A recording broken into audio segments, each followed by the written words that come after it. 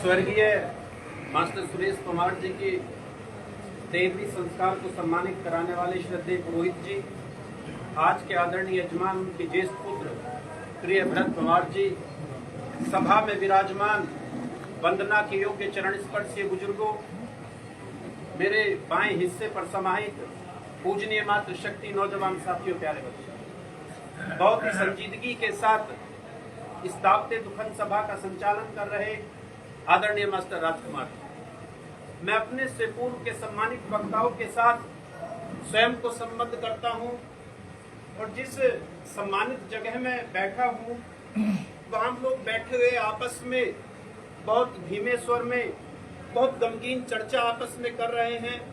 उस सारी बातों का वृतांत मुझसे पूर्व के सम्मानित वक्ता आप लोगों को बाखूबी बता चुके हैं।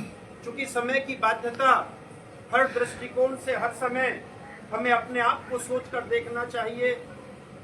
एक जो कक्षा 12 के दर्जा के छात्र हैं, एक कुटस लेसन आता है डॉक्टर हजारी प्रसाद द्विवेदी जी का, और वो प्रोज के बहुत बड़े लेखक।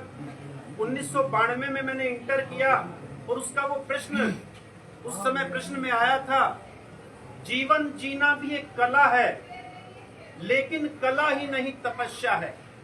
जियो तो प्राण ढाल दो जिंदगी में, मन ढाल दो जीवन रस के उपकरणों में। ठीक है, लेकिन क्यों? क्योंकि संसार में जहां कहीं प्रेम है सब मतलब के लिए। दुनिया में त्याग नहीं है, प्रेम नहीं है, परार्थ नहीं है, परमार्थ नहीं है, केवल प्रचंड स्वार्थ। मैं अंतिम पंक्तियों को अगले आने वाली नस्लों से ये अपेक्षित भाव से गुजारिश करना चाहूंगा कि सारी पहले वाली पंक्तियों को अपने स्वाध्याय से, अपने आशीर्वाद से निहित कर सके। सम्मानित बुजुर्गों, नौजवान साथियों, चूंकि मैंने स्वयं कहा है कि समय की बाध्यता है, आदरणीय सुरेश कुमार जी ने जिस तरीके से एक मकान को घर बनाया, प्रिय भरत जी मेरे पास बैठे हैं, उनके अनुज भी यहीं बैठे हैं। मुझे ब्रिटानिया जुबा की एक पंक्ति याद आती है, a house was built by builders but A home was built by only emotional and sensitive words. एक मकान का निर्माण तमाम तरह के कड़ी ईंट और बरंगों से, सीमेंट से किया जा सकता है, लेकिन एक घर का निर्माण जब तक भावनात्मक दिलों का वास उसमें नहीं होगा, जब तक प्रत्येक व्यक्तियों का मान सम्मान उसमें नहीं होगा, तब तक एक घर का निर्माण नहीं हो सकता। आप लोगों को बेहद प्रेम से आशीर्वाद कि आप इस सारे माहौल को बिल्कुल घर की भांति परिलक्षित करने का प्रयास करें।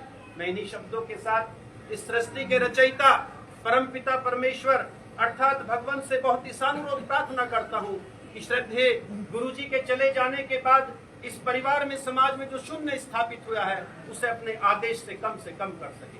मैं इन्हीं शब्दों के साथ बाहैसियत विवेक चौधरी इस सभा में मौजूद प्रत्येक शख्सियत को बहुत ही शालीनता, विनम्रता और आत्मीयता के साथ नमन करते हुए, प्रणाम करते हुए अपनी वाणी को विराम देता हूँ। ओम शांति शांति शांति।